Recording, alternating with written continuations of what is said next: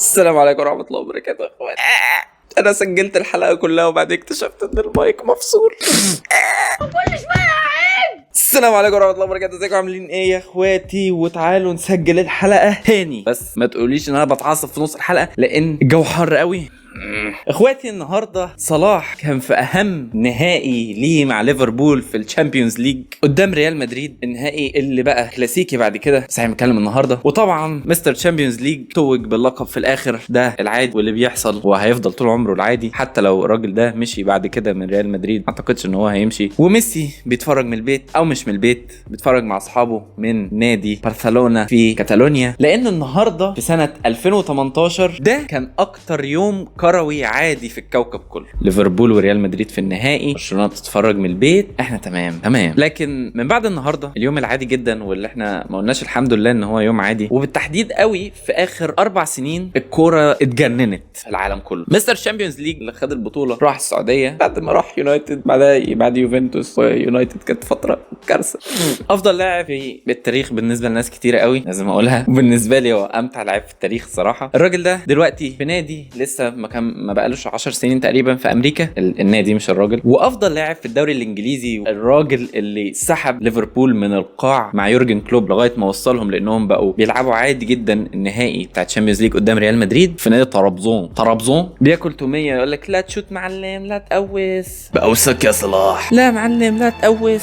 دي تاني مره اسجل حلقه انا تعبان، فخلونا ناخد بق متى. بص دي كوبايه جديده على فكره، كوبايه مختلفه عشان تعرفوا ان الانتاج والله متعوب عليه. دي كوبايه مختلفه بس حلوه يعني.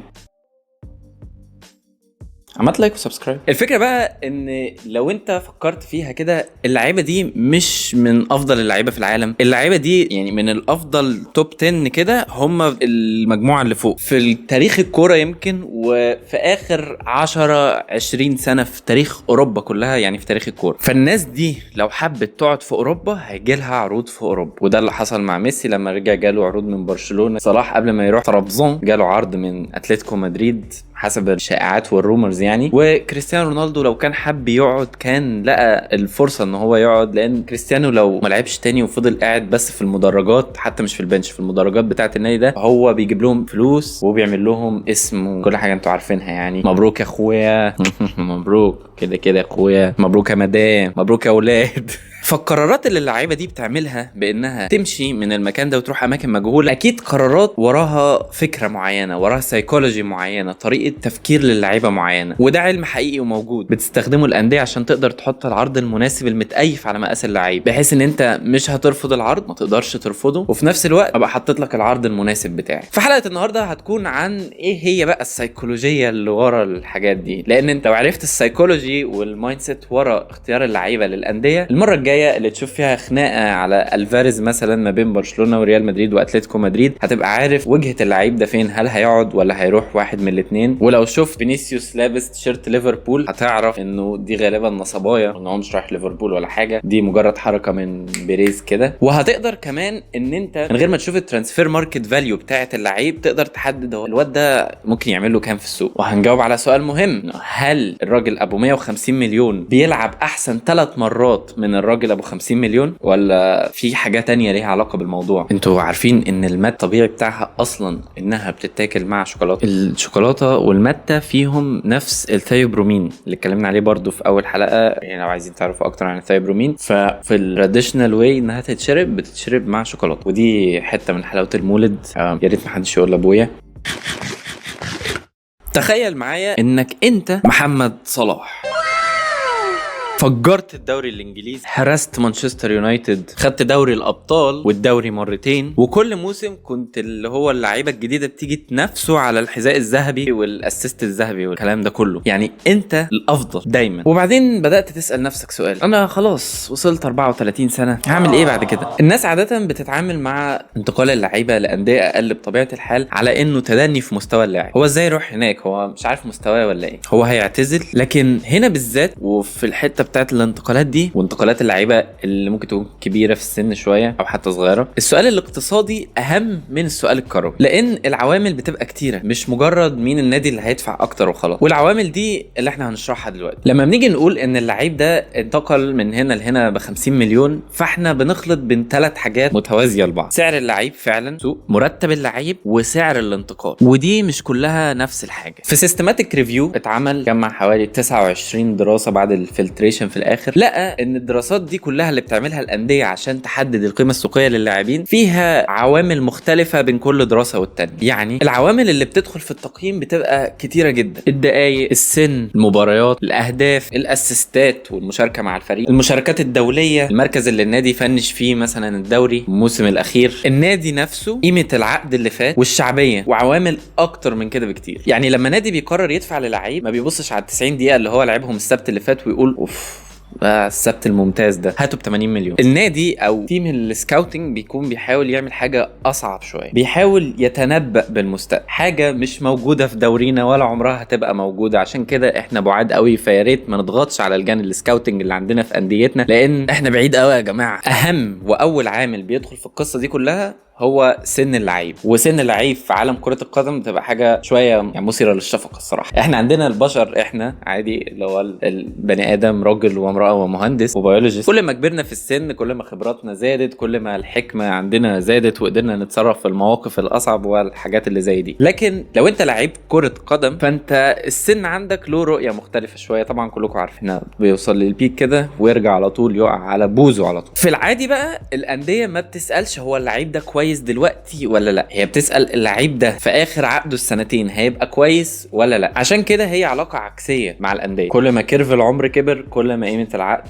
قل، لانه مش بيشتري النسخة بتاعت دلوقتي، هو بيشتري نسخة المستقبل. الدقايق عامل مهم جدا، الدقايق اللي انت لعبتها مقارنة بالاهداف والاسيستات اللي انت جبتها. ان انت لو لعبت 50 دقيقة في الموسم وجبت فيهم 5 اهداف و10 اسيستات، في واحد غيرك جاب 5 اهداف و10 اسيستات برضو بس جابهم في 100 دقيقة، فالعامل ده فرق كبير جدا. في نماذج تنبؤية كده صغيرة بتتعمل بيتحط فيها الاهداف والاسيستات والدقايق، لان في حالات ما ممكن يكون الاسيست بالنسبة لي اللي انت محتاجه من اللعيب ده اهم من الجون اللي هو هيجيبه. دي كلها حاجات وعوامل بتفرق كتير، وبتفرق كمان في انت هتحط اللعيب ده في التشكيل بتاعك فين او هتستخدمه ازاي. عامة حتة كمان مهمة جدا السوق اللي اللعيب ده موجود فيه، وهي في الاخر مسألة عرض وطلب. انا نادي محتاج اللعيب ده جدا، لو انا نادي عايز ابيع اللعيب ده وعايز اخلص منه هنا بتكون الدنيا متوصلة ببعضها اكتر. لكن لو عندك نادي اللي هو فيه لعيب محتاجه والنادي اللي عايز اللعيب محتاجه، فهنا بتبدأ الارقام تتنفذ بقى، وهنا بنبدأ نبقى في الرايح جاي. طب انا هحط كذا ليه؟ طب انا هحط بادجت مش عارف ايه، لان في الاخر لو انا كنادي ما بعتش اللعيب بتاعي انا مستفيد مش خسران حاجه، ولو انت ما خدتش اللعيب بتاعي انت الخسران. فانت محتاج تعرض اكتر وانا محتاج اعرض اكتر، اعلي عليك وانت تقلل مني. لقطين انتوا الحته في حته بترجع لسيكولوجيه اللعيب اكتر في العقود، وهي ليها علاقه بالحاجات اللي بقى موجوده في العقد غير المبلغ. الامتيازات هديك حاجات للمستقبل زي اللي حصل مع كريستيانو في نادي النصر. انت تقريبا بدايه المشروع بتاعي بتاع الدوري السعودي كله، انت مش مجرد تبقى رئيس نادي، انت بدايه مشروع كامل ما شفناش منه حاجه المشروع ده لغايه دلوقتي، بس بدايه مشروع كامل. بالنسبه لميسي قلت له تعالى وهديك حصص في شركات ما تحلمش اصلا انك تعمل تعاقدات رعايات معاهم، وده نفس اللي حصل مع محمد صلاح بس بطريقه مختلفه شويه. تعالى ترابزون سبور هتاخد مبلغ محترم كده كده، وفي الاخر انت في بيئه مسلمه شبهك، اسرتك هترتاح، ولادك هيرتاحوا، انت هتبقى مستريح نفسيا وانت موجود في البلد دي، وهتبقى انت بطل دورينا،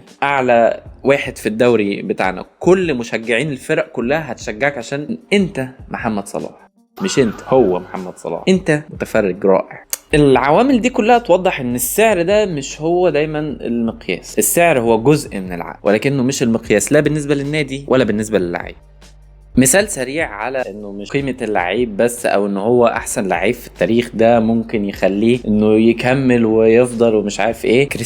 كريستيانو في عز تألقه، معلش هننسى السنة بتاعت مانشستر يونايتد السرعة، هننسى السنة دي، بس هو لغاية قبل السنة دي راجل كان متألق، يعني هداف فريقه يا جدعان في الدوري الانجليزي. في ايه؟ الراجل ده اختار يتحرك من النقطة دي يروح على الدوري السعودي. الدوري السعودي، انا عندي متابعين من السعودية مش عايز اخسرهم.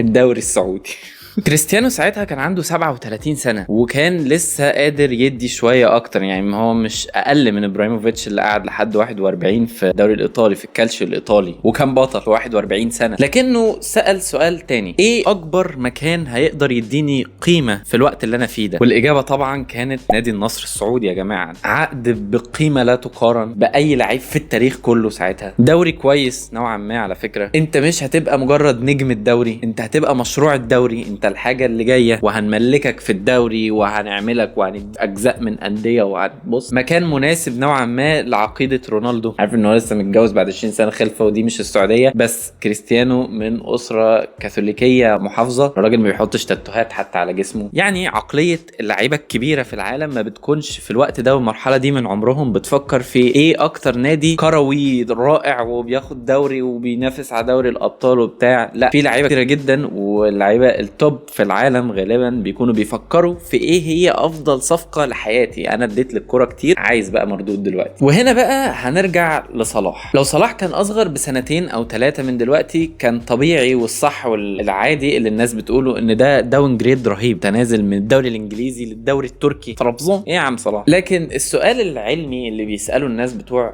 هو ازاي بقى الانديه واللعيبه بتفكر، هل النادي ده اكبر من ليفربول؟ طيب هو اصلا اكبر ولا اصغر دي بتتحدد بقى بايه؟ لو اكبر بالنسبه للمستوى التنافسي فدي اجابه، لو هدف صلاح انه يلعب دقايق اكتر فدي اجابه تانية، لو الهدف عقد مالي اكبر فدي اجابه ثالثه خالص، لو الهدف هو قربك من بلدك او بيئتك او البيئه الاسلاميه اللي انت نشأت فيها وعايز تبقى موجود فيها بشكل اكبر بكتير فدي اجابه مختلفه جدا، لو الهدف وركزوا في دي هو التقليل من ضغط المنافسه والمحافظه على اسمك بيلمع من غير ما تعتزل الكوره وانت في قمه مستواك فدي اجابه تانية خالص. اللعيب والوكاله بتاعت اللعيب عشان تقرر انهي نادي هو النادي الجاي المناسب للعيب بيكون عندها تقريبا ريبورت من 20 صفحه يجاوبوا فيه الاجابه دي، بينما احنا من 280 حرف على اكس بنحدد هو راح ليه. يا سلام، لانه ما لقاش عرض في حته تانية فقال بقى روح طرابزون سبور. محمد صلاح مين اللي ما لقاش عرض؟ محمد صلاح زيك بيروح انترفيوهات ويترفض فيها.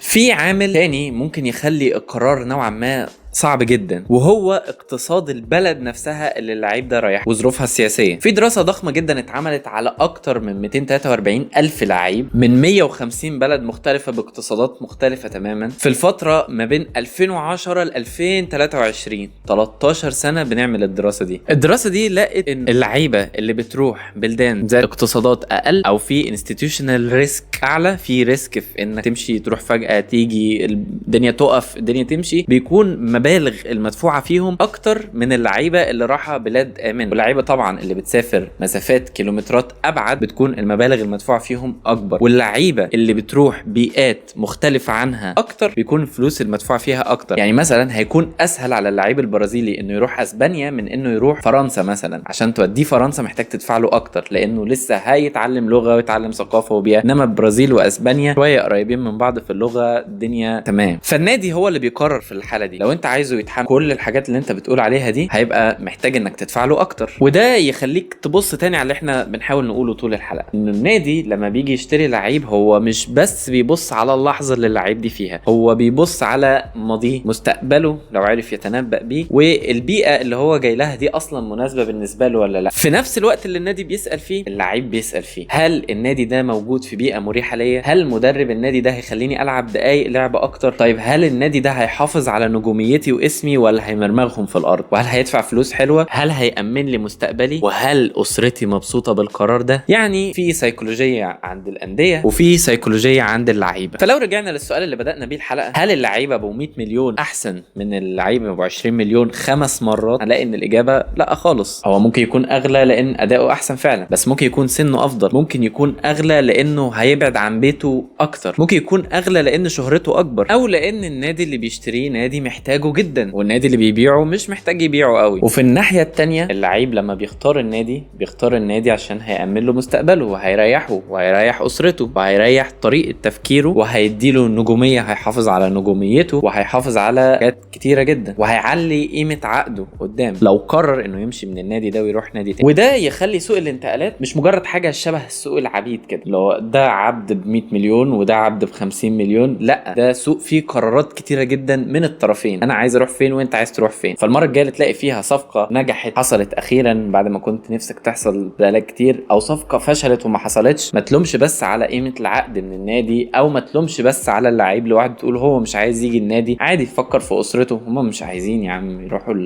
كاتالونيا، هم مش عايزين، هم حرين. فكر في المستقبل اللي اللعيب ده بيفكر فيه، فكر في سنه، ممكن تكون ده اخر نادي في محطته وهو عايز نادي يحافظ على نجوميته ويحطه في فاترينا كده، وبعد ما يعتزل يبقى ده اسطوره الاساطير كلها. الحلقه دي كانت طويله قوي النهارده، شكرا انكم اتفرجتوا لحد دلوقتي بجد والله، وشكرا ان انا قدرت اصور الحلقه دي مرتين النهارده. وخلوني اقول لكم حاجه بس كده، ده كل اللي كان عندنا النهارده. يعني اتمنى بعد ما صورت حلقه مرتين او شفتوا الحلقه دي تعملوا لايك وسبسكرايب والحاجات دي كلها، و يلا باي باي، مع السلامه مع السلامه مع السلامه مع السلامه.